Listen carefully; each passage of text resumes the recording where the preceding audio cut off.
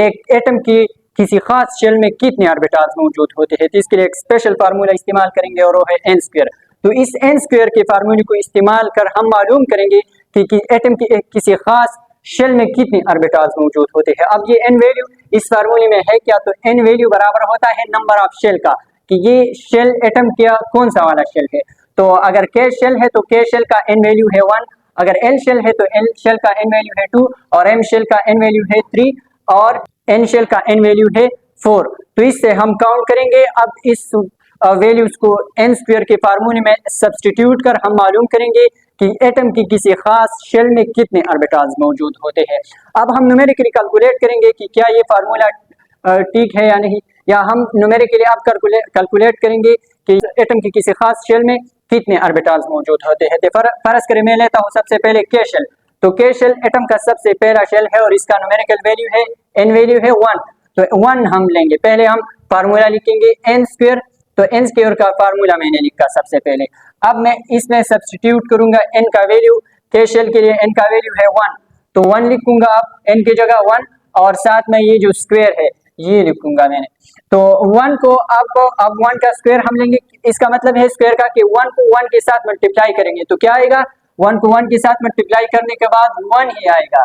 तो इसका मतलब है कि एटम के सबसे पहले शेल k शेल में सिर्फ एक ऑर्बिटल मौजूद होता है और वो s शेल का ऑर्बिटल है। अब हम सेकंड शेल l शेल के लिए मालूम करेंगे कि l शेल के लिए कि l शेल के अंदर कितने ऑर्बिटल्स मौजूद है।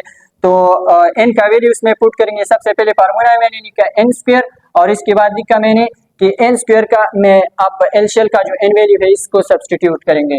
तो 2 लिखोगे, ये 2, और इसके बाद इसका स्क्वायर लेंगे, तो स्क्वायर लोगे और इससे क्या जवाब आएगा, 2 को 2 के साथ आप मल्टीप्लाई करो तो क्या आएगा, ये 4 आएगा। तो इसका मतलब है कि l शेल में 4 ऑर्बिटल्स मौजूद है।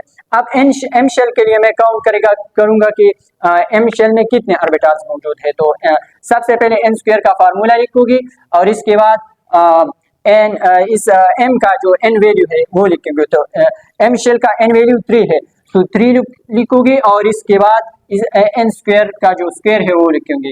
तो 3 को आप 3 के साथ मल्टीप्लाई करो, 3 का स्क्वायर लो, तो इससे क्या वैल्यू आएगा, 9। तो इसका मतलब है कि एटम की तीसरी शेल यानी m शेल में 9 ऑर्बिटल्स मौजूद है। अब n शेल के लिए मैं मालूम करूंगा कि n शेल में कितने ऑर्बिटल्स है। तो n शेल का n वैल्यू है 4। तो पहले मैं फार्मूला लिखूंगा और इसके बाद लिखूंगा कि n वैल्यू 4 है n का, n शेल का। तो 4 मैंने लिखा सबसे पहले और इस पर अब स्क्वायर लिया।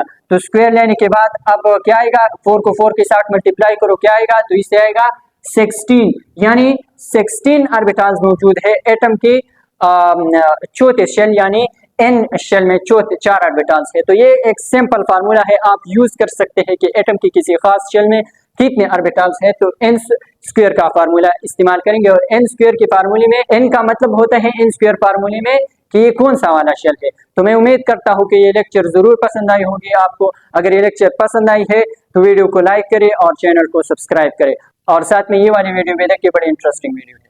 बहुत बहुत धन्यवाद।